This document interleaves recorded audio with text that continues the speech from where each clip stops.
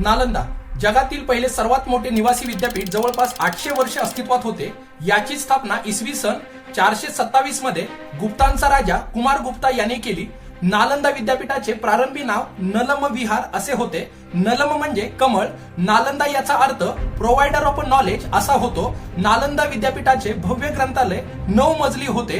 यामध्ये जवळपास 90 लाख हस्तलिखित ग्रंथ होते। या ग्रंथालयाला धर्मगुंज म्हणून ओळखले जात असत। ग्रंथालयाचे एकूण 3 विभाग होते, रत्नसागर, रत्नोदधी, रत्नरंजक। नालंदा विद्यापीठावरती एकूण 3 मोठी आक्रमणं झाली। पहिले आक्रमण हुनांचा शासक मीरकुल याने केले, परंतु गुप्ता राजा स्कंदगुप्ता याने त्याला पुन्हा निर्माण केले। दुसरे आक्रमण गौड राजा याने केले।